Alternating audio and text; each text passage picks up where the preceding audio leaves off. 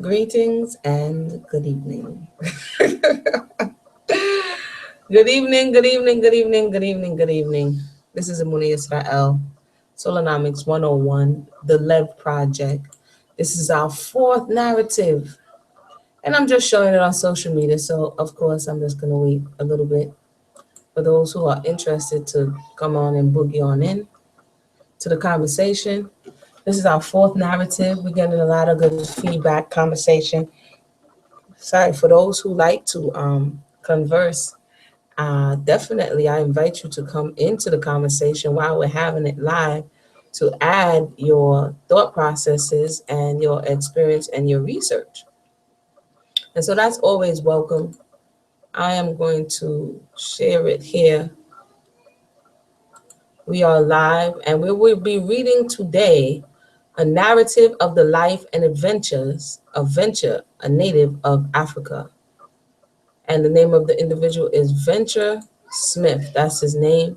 Let me go ahead and read a little bit of his, what it says, his bio here before I get started. Hold on 1 second. Let's make this small. His name is Venture Smith.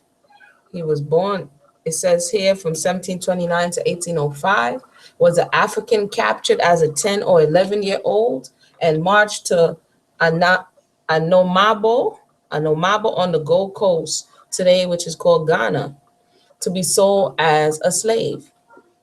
As an adult, he purchased his freedom and that of his family. His history was documented when he recorded a narrative of his life and published it under the title, A Narrative of the Life and Adventures of Venture, a native of Africa, but resident above 6 years in the United States of America, related by himself. That was a long title. I mean, dude went in on the title. Thank you, Venture Smith.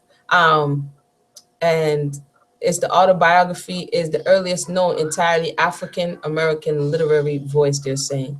And so that's a little bit intro on Venture Smith. And we're going to go ahead and get started here. If you, as always, and the beautiful thing about this, we're in a space and time that all of the narratives that I'm picking thus far is online. One of the great sites that I get a lot of these from is Documenting the American South. That's the name of the site. And they have an awful lot of narratives where we can literally just open it up and take a look. Before this time, we may have need to hunt down the book, this, that, and the third. You know, go to the library. They got to order it from this place, that place. But this is not the case today.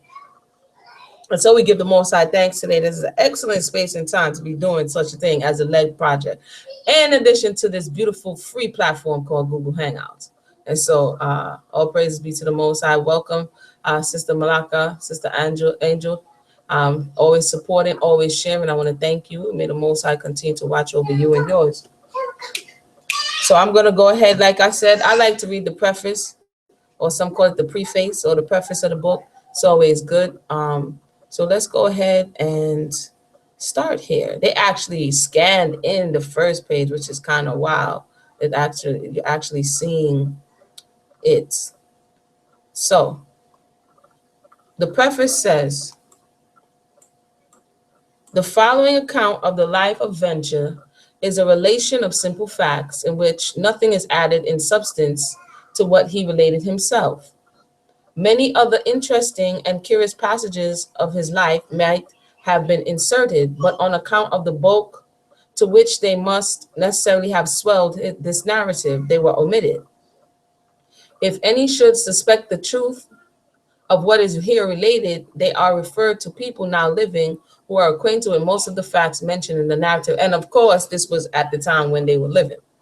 The reader is here presented with an account, not of a renowned politician or warrior, but of an untutored African slave, brought into this Christian country at 8 years of old, wholly destitute of all education, but which he received in common with other domesticated animals, enjoying no advantages that could lead him to suppose himself superior to the beasts, his fellow servants. Wow. And if he shall derive no other advantage from pursuing the narrative, he may experience those sensations of shame and indignation that will prove him to be not wholly destitute of every noble and generous feeling. The subject of the following pages, had he received only a common education, might have been a man of high respectability and usefulness, and had his education been suited in his genius, he might have been an ornament and an honor to human nature. It may perhaps not be unpleasing to see the efforts of a great mind wholly uncultivated, unfeebled, and depressed by slavery and struggling under every disadvantage. The reader may here see a Franklin and a Washington in a nature of signet, or in a state of nature, or rather in a state of slavery. Destitute as he is of all education and broken by hardships and infirmities of life, of age, he still exhibits striking traces of native ingenuity and good sense. This narrative exhibits a pattern of honesty, prudence, and industry to people of his own color, and perhaps some white people who will not find themselves degraded by imitating such an example. The following account is published in compliance and with the earnest desire of the subject of it, and likewise a number of respectable persons who are acquainted with him. We're going to start now. That was the preface for those who just joined us. You know what? I'm going to put I'm going to share this link here in the box if you would like to come into the conversation. Hold on, let me find it. If you would like to come into the conversation as we're having it, I'll put the Google Hangout link in the box. So where it is that we can have an interactive conversations. We had Brother JC the other day, and we also had my mind. We had another brother 2 weeks ago who also joined us, and I'm sorry, brother, I'm about to remember your name in 2.5 seconds. But you also joined us, and we so much appreciated that as well. So I'm gonna go ahead and put the the Google Hangout link in the box underneath the follow along, so that if you desire, you can go ahead and come into the Google Hangout. Just mute your mic, or if you desire to read, also just let me know in the sidebar here, and then we can make that happen as well. All righty, chapter 1, containing an account of his life from his birth to the time of his leaving his native country. Give me 1 second.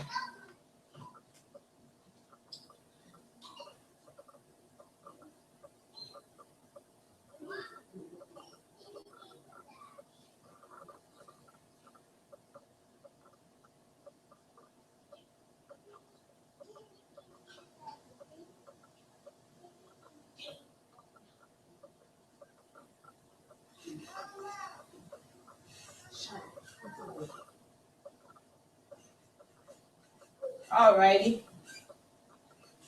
Sorry, so sorry. All right. I was born at Dunkandara, in Guinea, and the year 1729, about the year 1729. My father's name was Sungum Furo, prince of the tribe of Dukandara. It's no N, so Dukandara. He says, my father had 3 wives. Polygamy was not uncommon in that country, especially among the rich, as every man was allowed to keep as many wives as he could maintain. By his first wife, he had 3 children. The eldest of them was myself, named by my father Brotier. The other 2 were named Kundazo and Suzaduka. My father had 2 children by his second wife and 1 by his third. I descended from a very large, tall, and stout race of beings, much larger than the generality of people in other parts of the globe, being commonly considered above 6 feet in height and every way well proportioned.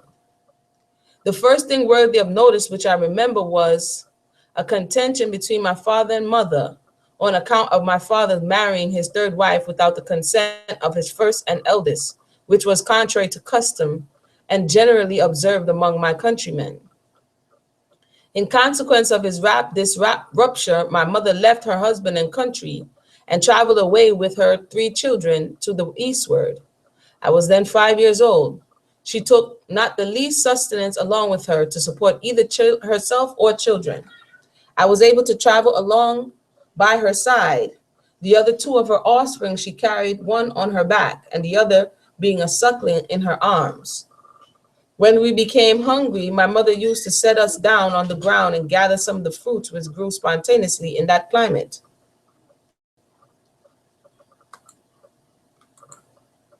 All right. These served us for food on the way at night. We all lay down together in the most secure place where we could find and repose ourselves until morning.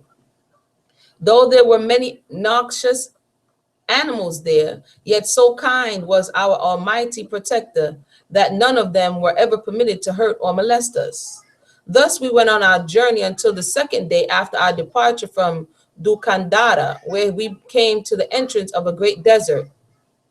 During our travel in that we were often affrighted with the doleful howlings and yellings of wolves, lions, and other animals. After 5 days' travel, we came to the end of this desert and immediately entered into a beautiful and extensive interval country. Here, my mother was pleased to stop and seek a refuge for me. She left me at the house of a very rich farmer. I was then, as I should judge, not less than 140 miles from my native place, separated from all my relatives and acquaintances. At this place, my mother took her farewell of me and set out for her own country. Well, why did she leave him? Okay, I'm sorry. My new guardian, as I called the man with whom I was left, put me into business of tending sheep immediately after I was left with him. The flock, which I kept with the assistance of a boy, consisted of about 40. We drove them every morning between 2 and 3 miles to pasture into the wide and beautiful plains. When night drew on, we drove them home and secured them in the cote. In this round, I continued during my stay there. One incident which befell me when I was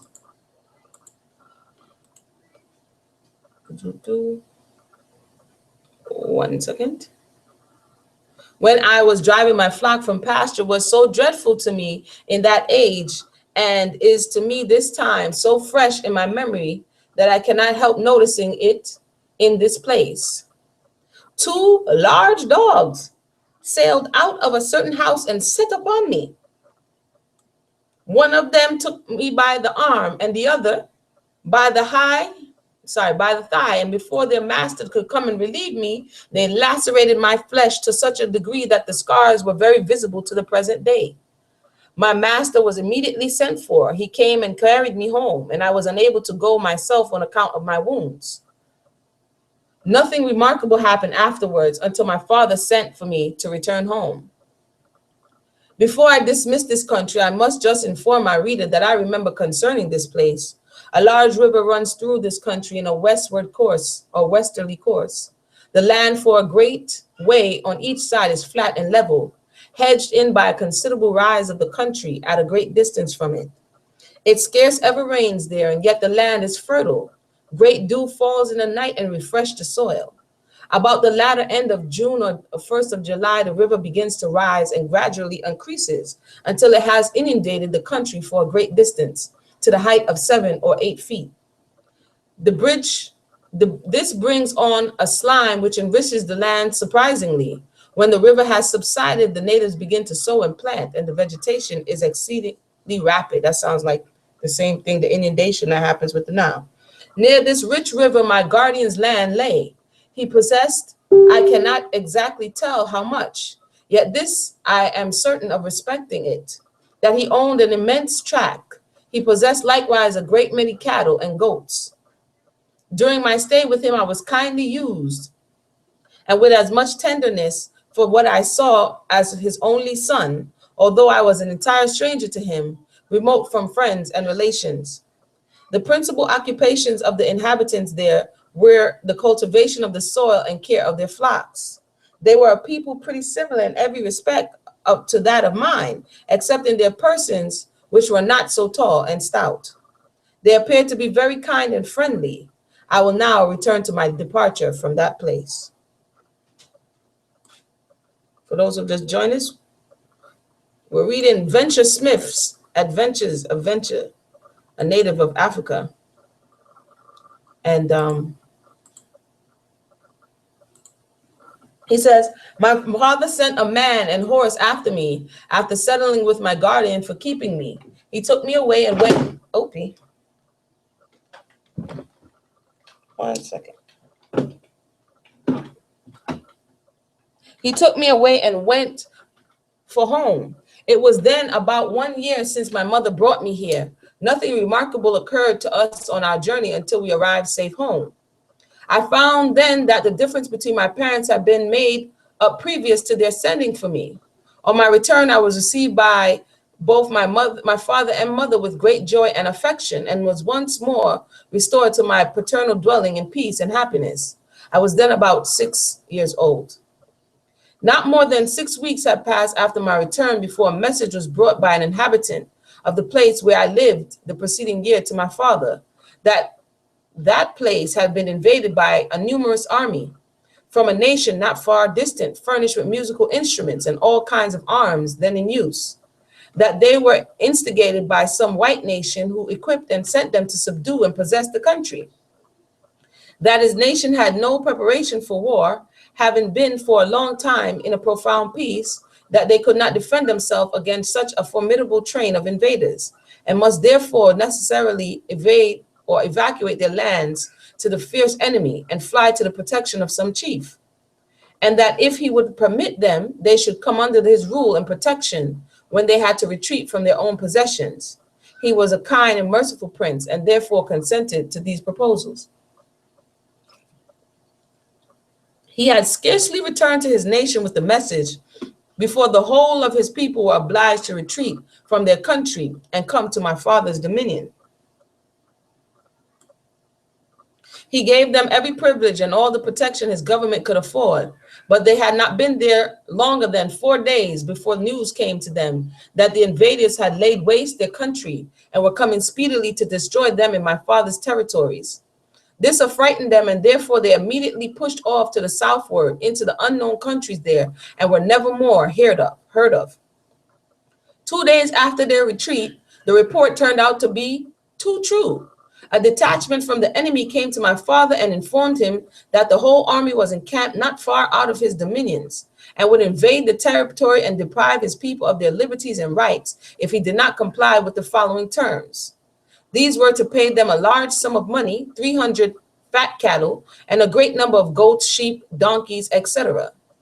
My father told the messenger he would comply rather than his subjects should be deprived of their rights and privileges, which he was not then in circumstances to defend from such a sudden invasion. Upon turning out those articles, the enemy pledged their faith and honor that they would not attack him. On these he relied, and therefore thought it unnecessary to be on his guard against the enemy. But their pledges of faith and honor proved no better than those of the unprincipled hostile nations. For a few days after, a certain relation of the king came and informed him that the enemy, who sent terms of accommodation to him and received tributes to their satisfaction, yet meditated an attack upon his subjects by surprise, and that probably they would commence their attack in less than 1 day, and concluded with advising him, as he was not prepared for war, to order a speedy retreat of his family and subjects. He complied with this advice. So dudes is running through the land, using one against the next, and you either fight. If you're not prepared to fight, then they're going to take you. It says, the same night which was fixed upon to retreat, my father and his family set out about break of day. The king and his 2 younger wives went in one company, and my mother and her children in another. We left our dwellings in succession, and my father's company went on first. We directed our course for a large shrub plain some distance off, where we intended to conceal ourselves from the approaching enemy until we could refresh and rest ourselves a little. But we presently found that our retreat was not secure, for having struck up a little fire for the purpose of cooking victuals, the enemy, who happened to be encamped a little distance off, had sent out a scouting party who discovered us by the smoke of the fire, just as we were extinguishing it and about to eat. As soon as we had finished eating, my father discovered the party and immediately began to discharge arrows at them. This was what I first saw, and it alarmed both me and the women who, being unable to make any resistance, immediately betook ourselves to the tall, thick reeds not far off, and left the old king to fight alone. For some time I beheld him from the reeds defending him with great courage and firmness, till at the last he was obliged to surrender himself into their hands.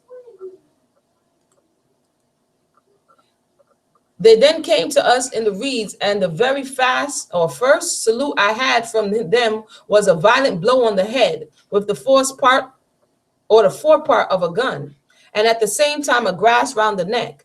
I then had a rope put about my neck, and as had all the women in the thicket with me, and were immediately led to my father, who was likewise pinioned and haltered for leading.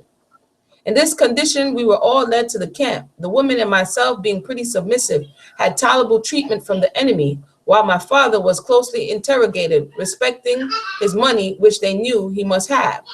But as he gave them no account of it, he was instantly cut and pounded on his body with great inhumanity, that he might be induced by the torture he suffered to make the discovery. All this availed not in the least to make him give up his money, but he despised all the tortures which they inflicted until they continued exercise and increase of torment obliged him to sink and expire. One moment, I'll be right with you.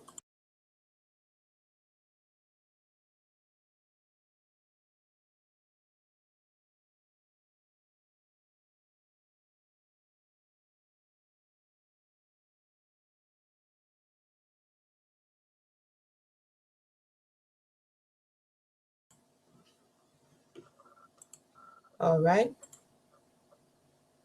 He thus died, speaking of his father, without informing his enemies of the place where his money lay. I saw him while he was thus tortured to death. The shocking scene is to this day fresh in my mind, and I have often been overcome while thinking on it. He was a man of remarkable stature. I should judge as much as 6 feet and 6 or 7 inches high, 2 feet across his shoulders, every way well proportioned. He was a man of remarkable strength and resolution, affable, kind, and gentle, ruling with equity and moderation. The army of the enemy was large. I should suppose consisted of about 6,000 men. The leader was called Bakuru, Baukure. After destroying the old prince, they decamped and immediately marched towards the sea, lying to the west, taking with them myself and the women prisoners. In the march of a scouting party, I'm sorry, 1 second, because the babies, they obviously, give me 1 second, I'll be right back.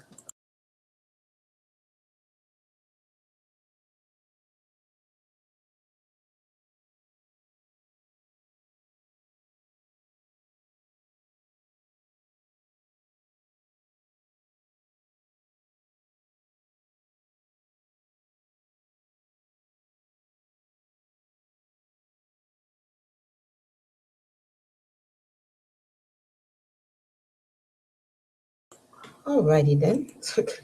They obviously don't understand quiet time. It says their leader was captured. Okay, we read that. In the march, a scouting party was detached from the main army. To the leader of this party, I was made waiter, having to carry his gun, etc. As we were scouting, we came across a herd of fat cattle, consisting of about 30 in number. These were set upon and immediately wrested from their keepers, and afterwards converted them into food for the army. The enemy had remarkable success in destroying the country wherever they went. For as far as they had penetrated, they laid the habitations waste and captured the people. The distance they had now brought me was about 400 miles. All the march I had very hard tasks imposed on me, which I must perform on a pain of punishment. I was obliged to carry on my head a large flat stone used for grinding our corn, weighing as I should suppose as much as 25 pounds, besides victuals, mat, cooking utensils. Though I was pretty large and stout of my age, yet these burdens were very grievous to me, being only about 6.5 years old, or 6.5 years old. Sorry, 6.5. So, wow. We would then come to a place called Malagasco. When we entered the place, we could not see the least appearances of either house or inhabitants, but under stricter search found that instead of houses above ground, they had dens in the sides of hillocks, contained continuous to ponds and streams of water. In these were we perceived they had all hid themselves, as I suppose they usually did upon such occasion. In order to compel them to surrender, the enemy contrived to smoke them out with faggots. It says with faggots. These they put to the entrance of the caves and set them on fire. While they were engaged in this business, to their great surprise, some of them were desperately wounded with arrows which fell from above on them. This mystery they soon found out. They perceived that the enemy discharged these arrows through holes on the top of dens directly into the air. Their weight brought them back down, pointed downward on their enemy's head, whilst they were smoking the inhabitants out. The points of their arrow were poisoned, but the enemy had an antidote for it, which they instantly applied to the wounded part. The smoke at last obliged the people to give themselves up. They came out of their caves, first spatting the palms of their hands together. Immediately after, extending their arms, crossed at their waists, ready to be bound and pinioned. I should judge that the dens above mentioned were extended above 8 feet horizontally into the earth, 6 feet in height, and as many wide. They were arched overhead and lined with earth, which was the clay kind, and made the surface of their walls firm and smooth. The invaders then pinioned the prisoners of all ages and sexes indiscriminately, took their flocks and all the effects, and moved on their way toward the sea. On the march, the prisoners were treated with clemency on account of their being submissive and humble. Having come to the next tribe, the enemy laid siege and immediately took men, women, children, flocks, and all their valuable effects. They then went on to the next district, which was continuous to the sea, called in Africa Anomabo. So like we were reading in the other book, the European said he thought that they mostly procured their slaves through capture, through kidnapping. So, basically, this is what they're doing. It says the enemy's provisions were then almost spent, as well as their strength. The inhabitants, knowing what conduct they had pursued and what were their present intentions, improved the favorable opportunity, attacked them, and took enemy prisoners, flocks, and all their effects. I was then taken a second time. All of us were then put in the castle and kept for market.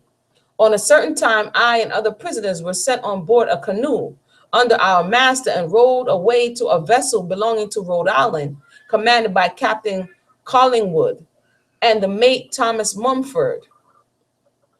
While we were going to the vessel, our master told us all to appear to the best possible advantage for sail. I was brought on board by one Robertson Mumford, steward and said vessel for 4 gallons of rum, a piece of calico, and called venture, on account of his purchasing me with his own private venture.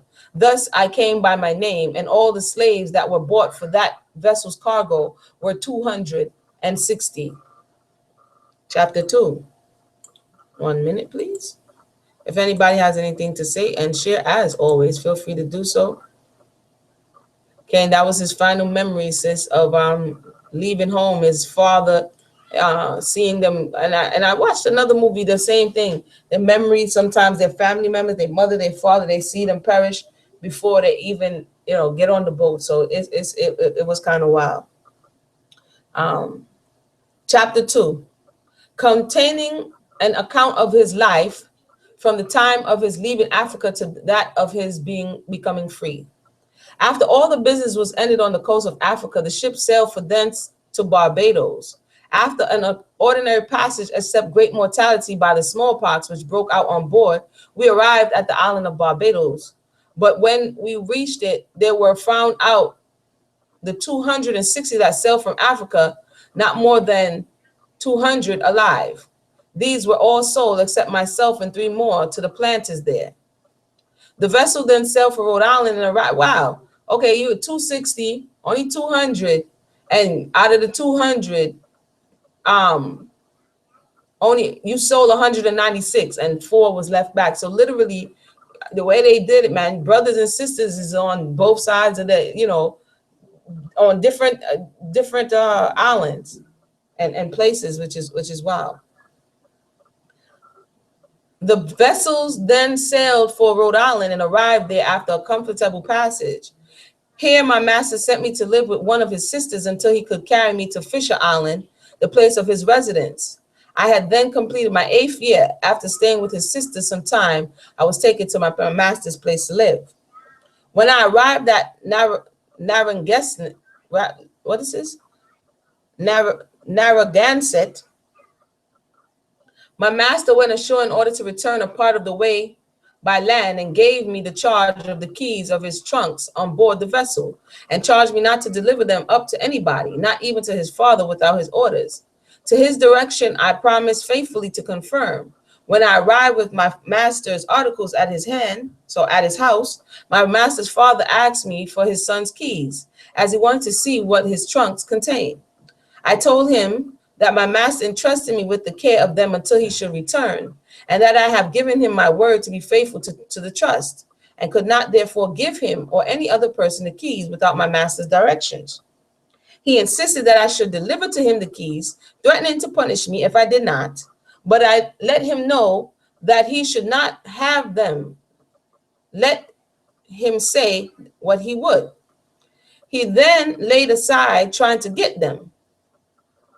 But notwithstanding, he appeared to give up trying to obtain them from me, yet I mistrusted that he would take some time when I was off guard, either in the day or at night, to get them. Therefore, I slung them around my neck, and in the daytime concealed them in my bosom, and at night I always lay with them under me, that no person might take them from me without being apprised of it.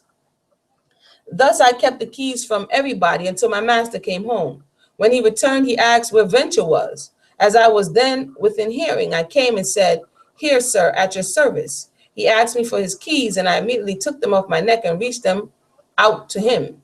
He took them, stroked my hair, and commended me, saying, in presence of his father, he stroked him like he was an animal, that this young Venture was so faithful that he never would have been able to have taken the keys from him but by violence, and he should not fear to trust him with his whole fortune, for that he had been in his native place so habituated to keeping his word that he would sacrifice even his life to maintain it.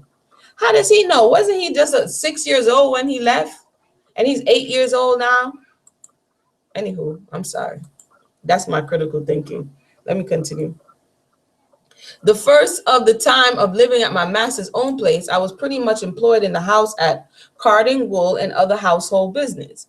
In this situation, I continued for some years, after which my master put me to work outdoors. After many proofs of my faithfulness and honesty, my master began to put great confidence in me. My behavior to him had as yet been submissive and obedient. I then began to have hard tasks imposed on me. Some of these were to pound 4 bushels of ears of corn every night in a barrel for the poultry, or be rigorously punished. At other seasons of the year, I had to card wool until a very late hour. These tasks I had to perform when I was about 9 years old. Sometime after, I had another difficulty and oppression, which was greater than any I had ever experienced since I came into this country. This was to serve 2 masters. James Mumford, my master's son, when his father had gone from home in the morning and giving me a stint to perform that day, would order me to do this and that business different from what my master directed me.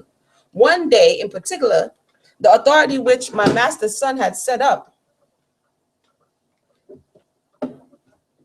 had like to have produced melancholy effects. For my master, having set me off my business to perform that day and then left me to perform it, his son came up to me in the course of the day, big with authority, and commanded me very arrogantly to quit my present business and go directly about what he should order me. I replied to him that my master had given me so much to perform that day, and I must therefore faithfully complete it in that time. He then broke out into a great rage and snatched a pitchfork and went to lay me over the head therewith. But I as soon got another and defended myself with it, or otherwise might have murdered me in his outrage.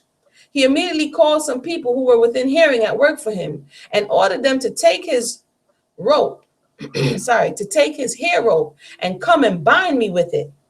They all tried to bind me, but in vain, though there were 3 assistants in number. My upstairs master then desisted. Sorry, my upstart master then desisted, but his pocket handkerchief before his eyes, and went home with a design to tell his mother of the struggle with young Venture. He told her that their young Venture had become so stubborn that he could not control him, and asked her what he should do with him. In the meantime, I recovered my temper, voluntarily caused myself to be bound by the same men who tried in vain before, and carried before my young master that he may do what he pleased with me. He took me to a gallows made for the purpose of hanging cattle on, and suspended me on it. Afterwards, he ordered one of his hands to go to the peach orchard and cut him 3 dozen of whips to punish me. They were brought to him, and that was all that was done with them, as I was released and went to work after hanging on the gallows about an hour. After I had lived with my master 13 years, being then about 20 years old, I married Meg, a slave of his who was about my age. My master owned a certain Irishman named Hetty, who about that time formed a plan of secretly leaving his master. You heard that? So he's saying the master owned another European, and the European was an Irishman, who they also were indentured servants. And Hetty trying to run away now. So he says, after he had long had this plan in meditation, he suggested it to me. At first, I cast a deaf ear to it and rebuked Hetty for harboring in his mind such a rash undertaking. But after he had persuaded and much enchanted me with the prospect of gaining my freedom by such a method, I at length agreed to accompany him. Hetty next inveigled to her. Inveigle. This is the first time I've ever seen inveigle written. I always thought it was a Jamaicans love to use that word. Sorry. That's funny. Hetty next inveigled 2 of his fellow servants to accompany us. The place to which he designed to go was the Mississippi. Our next business was to lay in a sufficient store of provisions for our voyage. We privately collected out of our master's store 6 great old cheeses, 2 firkins of butter, and 1 whole batch of new bread. When we had gathered all our clothes and some more, we took them about midnight and went to the waterside. We stole our master's boat, embarked, and then directed our course for the Mississippi River. But I thought he said he just got married. I'm sorry. We mutually confederated not to betray or desert one another on pain of death. We first steered our course for Montauk Point, the east end of Long Island. After our arrival there, we landed, and Hetty and I made an incursion into the island after fresh water, while our 2 comrades were left at a little distance from the boat, employed at cooking. When Hetty and I sought some time for water, and he returned to our companions, and I continued on looking for my object. When Hetty had performed his business with our companions who were engaged in cooking, he went directly to the boat, stole all the clothes in it, and then traveled away for East Hampton. Oh man, Hetty, see what I'm talking about? So Hetty, the European, the Irish dude, he goes to the boat, he steals all the clothes, and he goes to East Hampton. That's Long Island, by the way. As I was informed, I returned to my fellows not long after. They informed me that our clothes were stolen, but could not determine who was the thief. Yet they suspected Hetty, as he was missing. After reproving my 2 comrades for not taking care of our things, which were in the boat, I advertised Hetty and sent 2 men in search of him. They pursued and overtook him at Southampton and returned him to the boat. I then thought it might afford some chance for my freedom, or at least a palliation for my running away. No, a palliation for my running away, to return Hetty immediately to his master and inform him that I was induced to go away by Hetty's address. Accordingly, I set off with him and the rest of my companions from our master and arrived there without any difficulty. I informed my master that Hetty was the ringleader of our revolt and that he had used us ill. He immediately put Hitty into custody, and myself and companions were well received and went to work as usual. Not a long time passed after that before Hetty was sent by my master to New London Gaol. At the close of that year, I was sold to a Thomas Stanton and had to be separated from my wife and one daughter who was about 1 month old. He resided at Stunnington Point. To this place, I brought with me from my late masters 2 johans, 3 old Spanish dollars, and 2,000 of coppers, besides 5 pounds of my wife's money. This money I got by cleaning gentlemen's shoes and drawing boots, by catching muskrats and minks, raising potatoes and carrots, and by fishing in the night and at odd spells. All this money amounting to nearly 21 pounds, York currency, my master's brother Robert Stanton hired of me, for which he gave me his note. About 1 year and a half after that time, my master purchased my wife and her child for 700 pounds old tenure. One time, my master sent me 2 miles after a barrel of molasses and ordered me to carry it on my shoulders. A barrel. I made out to carry it all the way to my master's house when I lived with Captain George Mumford, only to try my strength. I took up on my knees at a tierce of salt containing several bushels and carried it 2 or 3 rods. Of this fact, there are several eyewitnesses now living, so I suppose that was like really heavy. As he's saying, he's coming from like 6 foot tall people who's very broad and strapped in. He says, towards the close of the time I resided with this master, I had a falling out with my mistress. This happened on time when my master was gone to Long Island a-gunning. At first, the quarrel began between my wife and her mistress, and I was then at work in the barn, and hearing a racket in the house induced me to run there and see what had broken out.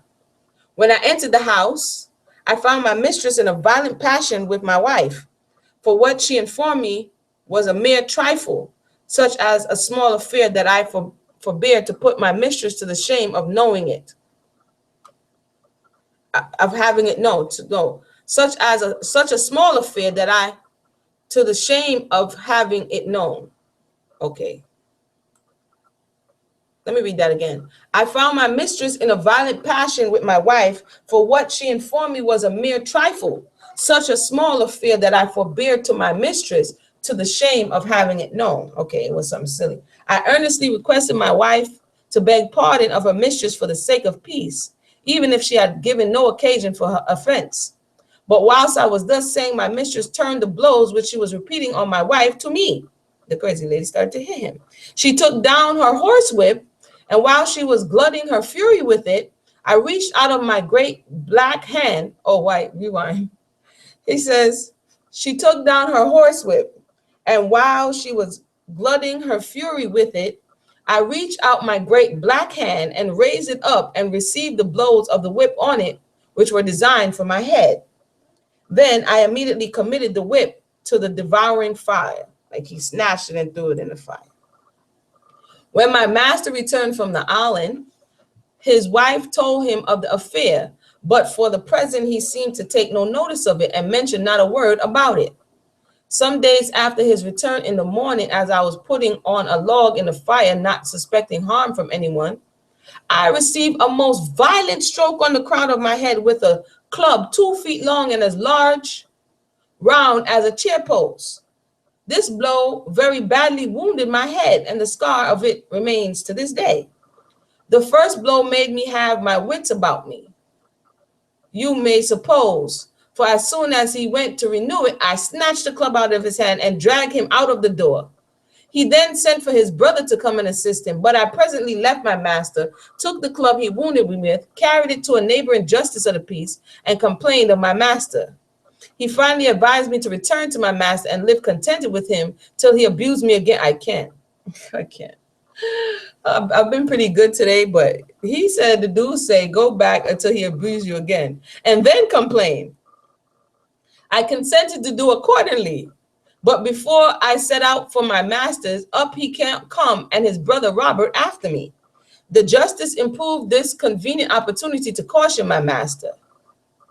He asked him for what he treated his slave thus hastily and unjustly, and told him what would be the consequence if he continued the same treatment towards me.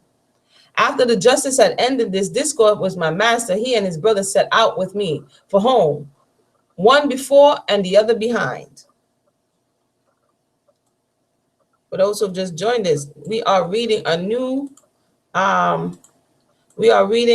the adventures of Venture Smith, autobiography. He started us off in Africa.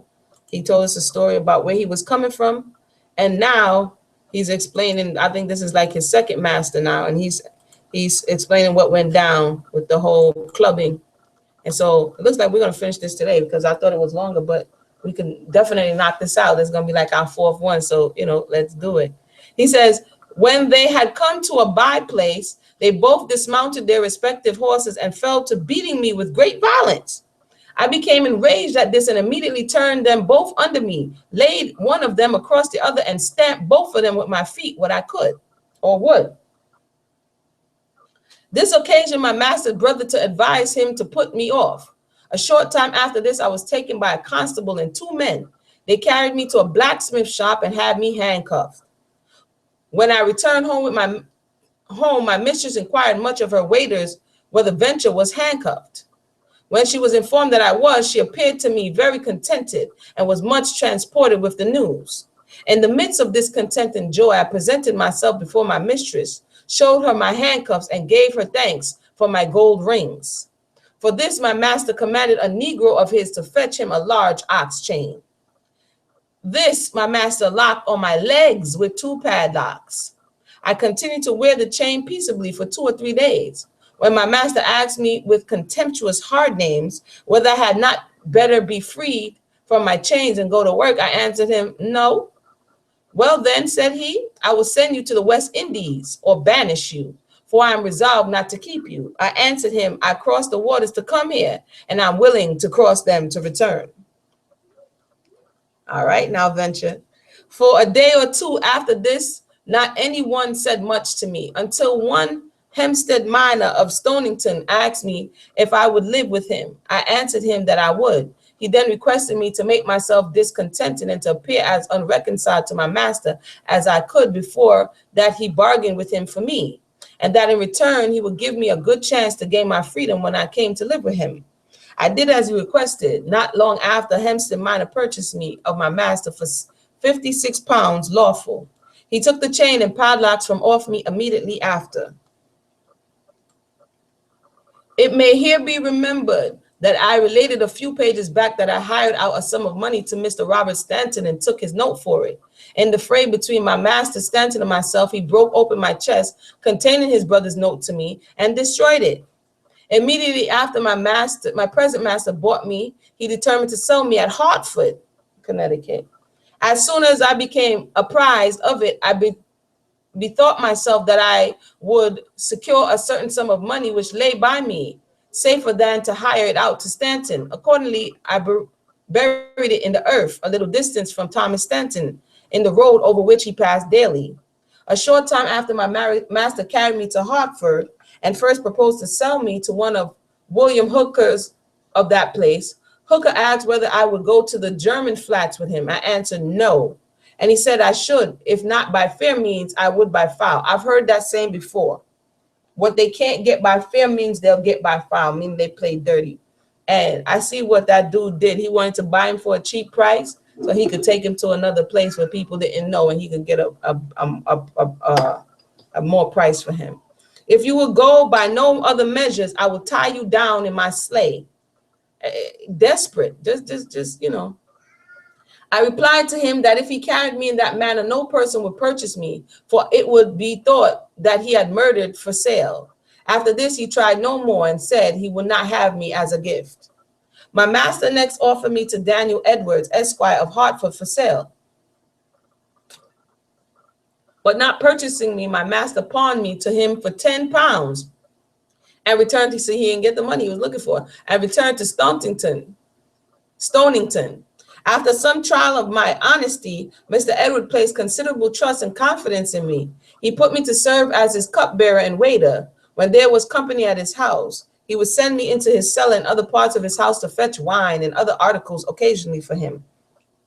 When I had been with him some time, he asked me why my master wished to part with me, such an honest Negro, and why he did not keep me himself. I replied that I could not give him the reason unless it was to convert me into cash and speculate with me as with other commodities. I hope that he can never justly say it was on account of my ill conduct that he did not keep me himself. Mr. Edward told me that he should be very willing to keep me himself, and that he would never let me go from him to live, if it was not unreasonable and inconvenient for me to be parted from my wife and children. Therefore, he would furnish me with a horse to return to Stonington, if I had a mind for it. As Minor did not appear to redeem me, I went and called at my old master Stanton's first to see my wife, who was then owned by him. As my old master appeared much ruffled at me being there, I left my wife before I had spent a considerable time with her, and went to Colonel Old Smith's. Minor had not as yet wholly settled with Stanton for me, and had before my return from Hartford given Colonel Smith a bill of sale for me. These men once met to determine which of them should hold me, and upon my expressing a desire to be owned by Colonel Smith, and upon my master setting the remainder of the money which was due to Stanton for me, it was agreed that I should live with Colonel Smith. This was the third time of my being sold, and I was then 31 years old. As I never had an opportunity of redeeming myself while I was owned by Minor, though he promised to give me a chance, I was then very ambitious of obtaining it. I asked my master one time if he would consent to have me purchase my freedom. He replied that he would. I was then very happy, knowing that I was at that time able to pay part of the purchase of money by means of the money which I sometime since buried. This I took out of the earth and tendered to my master, having previously engaged a free Negro man to take his security for it, as I was the property of my master and therefore could not safely take his obligation myself. What was wanting in redeeming myself, my master agreed to wait on me for until I could procure it for him. So he's over here trying to buy his freedom. I still continued to work for Colonel Smith. There was continually some interest occurring on my master's note to my friend, the free Negro man above named, which I received, and with some besides which I got by fishing. I laid out in land adjoining my old master Stanton's by cultivating this land with the greatest diligence and economy at times when my master did not require my labor. In 2 years, I laid up 10 pounds. This, my friend, tendered my master for myself and received his note for it. Being encouraged by the success which I had met in redeeming myself, I again solicited my master for a further chance of completing it. The chance from which I solicited him was that of going out to work the ensuing winter. He agreed to this on condition that I would give him 1/4 of my earnings. On these terms, I worked the following winter and earned 4 pounds 17 shilling, 1/4 of which went to my master for the privilege. And the rest was paid him on my account. So, okay. I'm trying to be good today. This added to the other payments made up 44 pounds, 8 shillings, which I paid on my own account. And I was then about 35 years old. The next summer, I again desired he would give me a chance to go out to work. But he refused and answered that he must have my labor this summer, as he did not have it the past winter. I replied that I considered it as hard that I could not have a chance to work out when the season became advantageous, and that I must only be permitted to hire myself out in the poorest season of the year. He asked me after this what I would give him for the privilege per month. I replied I would give it wholly with his own generosity to determine what I should return him a month.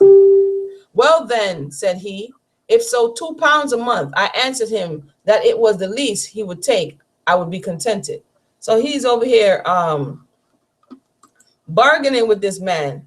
You have to hire your time, and we've heard that before. And he's bargaining with him. He has to pay him to be able to work to pay for himself. Very interesting. Accordingly, I hired myself out. Hold on, let me make sure. If anybody has anything to say, feel free to. And he was so determined to buy himself. He says he's 35 now. This started many moons ago. He came when he was 6. Isn't that what he said? So, wow. Okay, accordingly, I hired myself out at Fisher's Island and earned 20 pounds, 3 pounds, 6 shillings, of which my master drew for the privilege, and the remainder I paid for my freedom. This made 51 pounds, 2 shillings, which I paid him. In October following, I went and wrought 6 months at Long Island. In that 6 months' time, I cut and corded 400 cords of wood, besides threshing out 75 bushels of grain, and received of my wages down only 10 pounds, which left remaining a larger sum. Whilst I was out that time, I took up on my wages only 1 pair of shoes.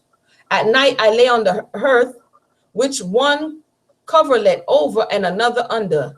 I returned to my master and gave him what I received of my 6 months' labor. This left only 13 pounds, 8 shillings to make up the full sum of my redemption. My master liberated me, saying that I might pay what was behind if I could ever make it convenient. Otherwise, it would be well. The amount of money which I had paid my master towards redeeming my time was 71 pounds, 2 shillings. The reason of my master for asking such an unreasonable price was, he said, to secure himself in cause I should ever come to want. Being 36 years old, I left Colonel Smith once for all. I had already been sold 3 different times and made considerable money with seemingly nothing to derive it from. Being cheated out of a large sum of money, lost much by fortunes, and paid an enormous sum for my freedom. Chapter 3. This is a short narrative, so we only got like 6 more pages. So thank everybody for joining us. We're reading the Adventures of Adventure Smith. It says, containing an account of his life from the time of purchasing his freedom to the present day. My wife and children were yet in bondage to Mr. Thomas Stanton. About this time, I lost a chest containing, besides clothing, about 38 pounds in paper money. It was burnt by accident. A short time after, I sold my possessions at Stonington, consisted of a pretty piece of land and 1 dwelling house thereon, and went to reside at Long Island. For the first 4 years of my residence there, I spent my time in working for various people on that and at the neighboring island. In the space of 6 months, I cut and corded. Hold on, I read this already or no? Oh, he may be saying it again. In the space of 6 months, I cut and corded upward of 400 cords of wood. Many other singular and wonderful labors I performed in cutting wood there, which would not be inferior to those just recited, but for brevity's sake, I must omit them. In the aforementioned 4 years, that what wood I cut at Long Island amounted to several thousand cords, and the money which I earned thereby amounted to 207 pounds, 10 shillings. This money I laid up carefully by me. Perhaps some may inquire what maintained me all the time I was laying up money. I would inform them that I bought nothing which I did not absolutely want. All fine clothes I despised in comparison with my interests, and never kept but just what clothes were comfortable for common days. And perhaps I would have a garment or 2 which I did not have on at all times. But as for superfluous finery, I never thought it to be compared with a decent homespun dress, a good supply of money, and prudence. Expensive gatherings of my mates I commonly shunned, and all kinds of luxuries I was perfectly a stranger to. And during the time I was employed in cutting the aforementioned quantity of wood, I never was at the expense of 6 pence worth of spirits, being after this labor 40 years of age.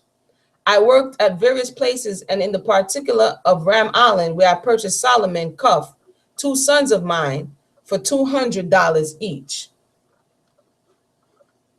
Hold on 1 second. So he's trying to buy now his children. I was employed in cutting the aforementioned wood. Wait. Did I just say for $200 each? Oh, here we go. It will be here Sorry. It will here be remembered how much money I earned by cutting wood in 4 years. Besides this, I had considerable money amounting in all to near 300 pounds. When I purchased my two sons, I had then more than 100 pounds. After this, I purchased a Negro man for no other reason than to oblige him and gave for him 60 pounds. But in a short time after, he ran away from me, and I thereby lost all that I gave for him, except 20 pounds, which he paid me previous to his absconding. So he buys his freedom and then buys someone else to help him work. But he's saying that he wanted to oblige him. I don't know in what way, whether he wanted to work or give him his freedom or what. It says, the rest of my money I laid out in land in addition to a farm which I owned before and a dwelling house thereon. 44 years had then completed their revolution since my entrance into this existence of servitude and misfortune. Solomon, my oldest son, being then in his 17th year, and all my hope and dependence for help, I hired him out to Charles Church of Rhode Island for 1 year, on consideration of him giving him 12 pounds and an opportunity of acquiring some learning. In the course of the year, Church fitted out a vessel for a whaling voyage, and being in want of hands to man her, he induced my son to go, with the purpose of giving him on his return a pair of silver buckles beside his wages. As soon as I heard of him going to sea, I immediately set out to go and prevent it if possible. But on my arrival at Churches, to my great grief, I could only see the vessel my son was in almost out of sight going to sea. My son died of scurvy in this vessel voyage, and Church has never yet paid me the least of his wages. So dude tries to hire out his son. Son died of scurvy, and the man, they ain't pay him nothing. In my son, beside the loss of his life, I lost equal to 75 pounds. My other son, being but a youth, still lived with me. About this time, I chartered a sloop of about 30 tons of berthing. I don't know what berthing is. If anybody out there knows what berthing is as we're reading, feel free to share. What is berthing? B-U-R-T-H-E-N, berthing. He says, where are we? He chartered a sloop of about 30 tons of berthing and hired men to assist me in navigating her. I employed her mostly in the wood trade to Rhode Island and made clear of all expenses above $100 with her in better than 1 year. I had then become something forehanded, and being in my 44th year, I purchased my wife Meg, and thereby prevented having another child to buy. As she was then pregnant, I gave 40 pounds for her. During my residence at Long Island, I raised 1 year with another 10 cartloads of watermelons, and lost a great many every year besides by the thievingness of the sailors. What I made by the watermelons I sold there and amounted to nearly $500. Various other methods I pursued in order to enable me to redeem my family. In the nighttime, I fished with set nets and pots for eels and lobsters, and shortly after went a whaling voyage in the service of Colonel Smith. After being out 7 months, the vessel returned laden with 400 barrels of oil. About this time, I became possessed of another dwelling house, and my temporal affairs were in a pretty prosperous condition. This and my industry was what alone saved me from being expelled that part of the island which I resided, as an act was passed by the select men of the place that all Negroes residing there should be expelled. Next, after my wife, I purchased a Negro man for $400. But he, having an inclination to return to his own master, I therefore let him go. Shortly after, I purchased another Negro man for 25 pounds, whom I parted with shortly after. Being about 46 years old, I bought my oldest child, Hannah, of Ray Mumford for 44 pounds, and she still resided with him. I had already redeemed from slavery myself, my wife, and 3 children, besides 3 Negro men. Okay, so he's saying he was buying the people from slavery.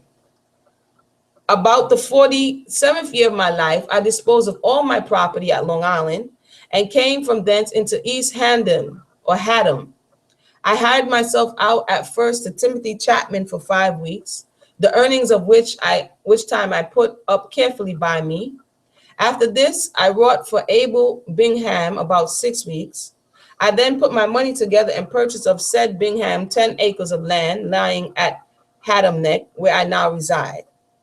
On this land, I labored with great diligence for 2 years, and shortly after purchased 6 acres more of land continuous to my other.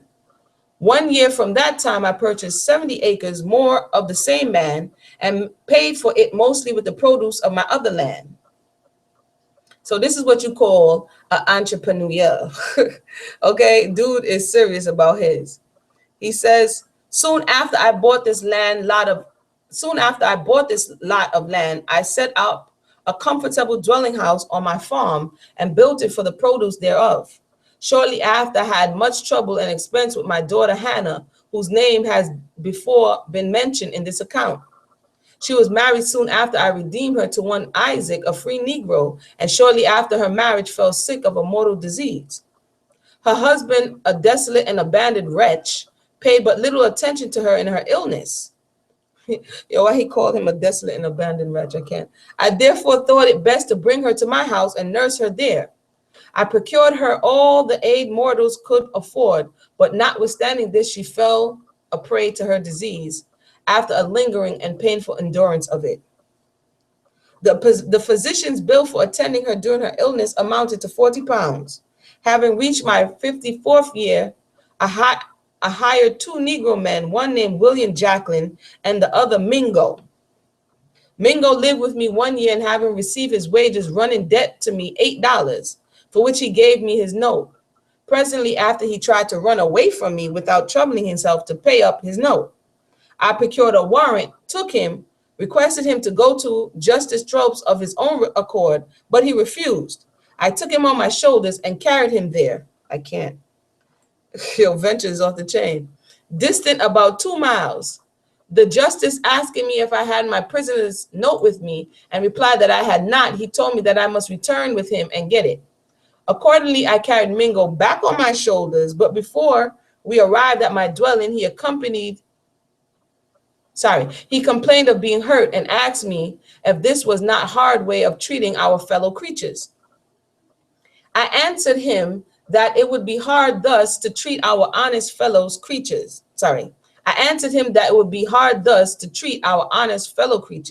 He then told me that if I would let him off my shoulders, he had a pair of silver shoe buckles, one shirt, and a pocket handkerchief, which he would turn out to me. I agreed and let him return home with me on foot.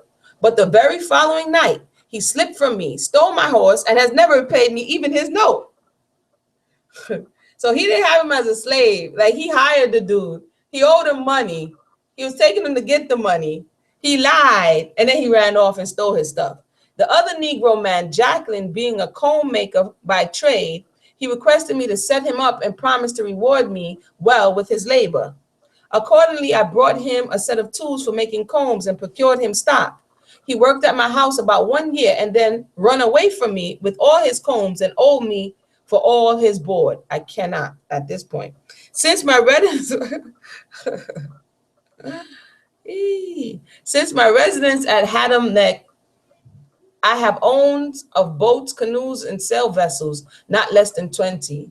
These I mostly employed in the fishing and trafficking business, and in these occupations I have been cheated out of considerable money by people who I traded with, taking advantage of my ignorance of numbers.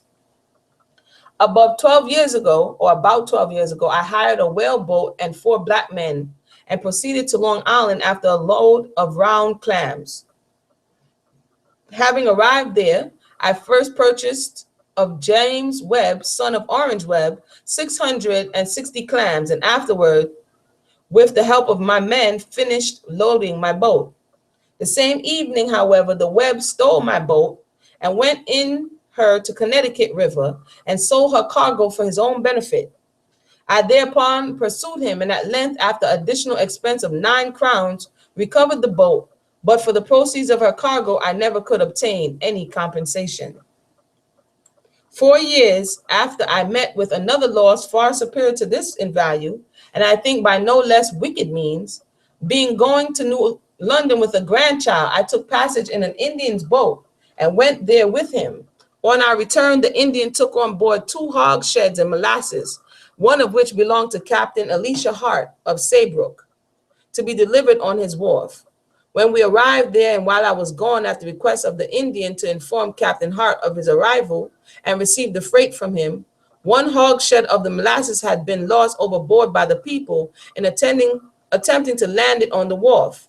Although I was absent at the time and had no concern whatever in the business, as was known to a number of respectable witnesses, I was nevertheless prosecuted by this conscientious gentleman, the Indian not being able to pay for it, and obliged to pay upwards of £10 lawful money, with all the costs of court. I applied to several gentlemen for counsel in this affair, and they advised me, as my advisory was rich, and threatened to carry the matter from court to court till it would cost me more than the first damages would be to pay the sum and submit to the injury, which I accordingly did. And he was often since insultingly taunting me with my unmerited misfortune. Oh, we're going to the last page now. Such a proceeding at this time committed on the defenseless stranger, almost worn out in the hard service of world, without any foundation and reason of justice, whatever it may be called in a Christian land, would it in my native country have been branded as a crime equal to highway robbery. But Captain Hart was a white gentleman and I a poor African. Therefore, it was all right and good enough for the black dog. I am now 69 years old, though once straight and tall, measured without shoes, 6 foot 1 inch and a half, and every way well proportioned. I am now bowed down with age and hardship. My strength, which was once equal, if not superior to any man who I ever seen, is now enfeebled so that life is a burden, and it was with fatigue that I can walk a couple of miles, stooping over my staff. He says, other griefs are still behind, on account of which some aged people at least will pity me. My eyesight has gradually failed till I am almost blind, and whenever I go abroad, one of my grandchildren must direct me my way. Besides, for many years I have been much pain and trouble with an ulcer on one of my legs. But amidst all my griefs and pains, I have many consolations. Meg, the wife of my youth, who I married for love and bought with my money, is still alive. My freedom is a privilege with which nothing else can equal. Notwithstanding all the losses I have suffered by fire, by the injustice of knaves, by the cruelty and oppression of false-hearted friends, and the perfidy of my own countrymen who have assisted and redeemed from bondage, I am now possessed of more than 100 acres of land and 3 habitable dwellings. It gives me joy to think that I have and that I desire so good a character, especially for truth and integrity. While I'm now looking to the grave as my home, my joy for this world would be full if my children, Cuff, for whom I paid $200 when a boy, and Solomon, who was born soon after I purchased his mother, if Cuff and Solomon, oh, that they had walked in the way of their father. But the father's lips are closed in silence and in grief. Vanities, vanities, all is vanity.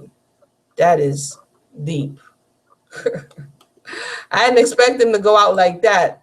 I really didn't expect him to go out like that. The last page says, certificate, Stonington, November 3rd, 1793. These certify that Venture, a free Negro, aged about 69, and was, as we have ever understood, a native of Africa, and formerly a slave of Mr. James Mumford of Fisherland Island in the state of New York, who sold him to Mr. Thomas Stanton, second of Stonington in state of Connecticut, and said Stanton sold said Venture to Colonel Oliver Smith of the aforesaid place. That said Venture has sustained the character of a faithful servant, and that of a temperate, honest, and industrious man, and being ever intent on obtaining his freedom, he was indulged by his masters after the ordinary labor of the days of his servitude, to improve the nights in fishing and other employments to his own emolument, in which time he procured so much money as to purchase his freedom from his late master, Colonel Smith. After which he took upon himself the name Venture Smith, and has since his freedom purchased a Negro woman called Meg, to whom he has previously married, and also his children who were slaves. And said venture has since removed himself and family to the town of East Haddam in this state, where he has purchased lands, of which he hath built a house, and there taken up his abode. And it's this is like what do you call the thing there? It's signed by Nathaniel. It's a you guys know what I'm talking about. My mind just slipped me right now. Not the justice of the peace, the other one. The wow, my mind is slipping me. But you understand, he went and got it certified. Elijah Palmer, Esquire, Nathaniel Minor, Esquire, Captain Amos Palmer, Acor Sheffield, and Edward Smith. And I don't know why it's slipping me what the name of it won't come to me. That's wild. But anywho, that was wild. The fact that he did all of that, and if we Berthin, thank you. Berthin, you, yes, he had a great understanding of trade and use system benefit. Berthin, a burden came. Thank you so much for that, Sister Angela. Or Sister Angel, I'm sorry. My mind is going today. That was the end of the reading. So some of these are very short and some of them are longer. We're going to venture into a longer one, but this one was Venture Smith, and I just think he condensed it. He came kind of like from a man's perspective, where all of his he remembered exactly what he made. We got to remember in the beginning when they took him, he was the son, if I'm not mistaken, of, let me go back. I don't want to say, but he said that his father was a noble. So he would have seen certain things earlier on. He was a prince. His father was a prince. His father's name was Sangam Furo, prince of the tribe of Dukandara. So his father was a prince. So he kind of had that in him. He didn't have the official training to be able to navigate what he was going to encounter. And at the end, his strength failed him. And like Sister Malaka said, vanity's vanities, all is vanity.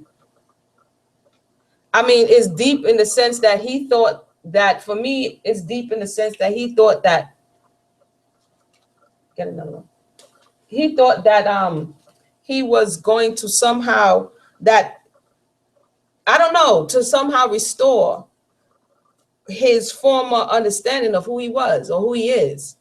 And for me, anyway, the fact that his children did not experience what he experienced, and maybe in all of his working, because he worked a lot, he did recount all the way that he worked and all that he acquired, and he was so consumed with buying their freedom that it begs the question, if he was sold 3 times, was he there for them to understand what he really went through and the price that was really paid? You know what I mean? So in the end, he's saying, for me, would that his children, and many people find themselves in that situation where it's so important for them because of the life that they lived as a child, but because it was never conveyed to the child as that child was growing up. So it's basically not in their spirit, or the way that it's in their spirit is not effective. And this is why, as parents, we want to be able to give our children stuff and help them to understand. But if we do it all for them, they oftentimes they don't value it. It's like, you know, some people want to, I'm doing all of this for you, but then you miss, and they miss also, they miss something in that process, and not really value it so much that they come around later on and squander all your work away. And so that's just like he said, at the end, his strength failed him. He's all crooked up, you know. He was able to obtain some material things, but now who's going to inherit? So this was a very interesting narrative. I thought we was going to split it in 2, but we just knocked it out. Bomb in one day. So praise be to the Most High. We're going to read a short one because I realized I was advised that this is one of their little leapy years. So we have an extra day in February. So we're going to read another short one tomorrow, and then we're going to pick up on 30 years a slave. by Lewis Hughes, and we had one of his descendants on, his grandson many times removed recently, last week, and I'm very excited about that. Our brother J.C. Hughes, and hopefully he will join us in the reading of that narrative. And so, once again, my name is Amuna Yisrael. This has been the Lev Project. Short installment, but we got through it. And I'll see you tomorrow, most high willing, for another reading. Hi. Oh, we got a visitor. Hold on one second. Okay. The mic is open. Hi. Hello. Okay, the person went away. I thought they wanted to comment on the conversation, but they just said hi and then bye. And so once again, thank you everybody for tuning in. And hopefully, again, if you're out there and you want to read, feel free to contact me, and you just do like that person just did. You jump in, you say hi, and you get to read it. And so everybody have a blessed evening. Good night.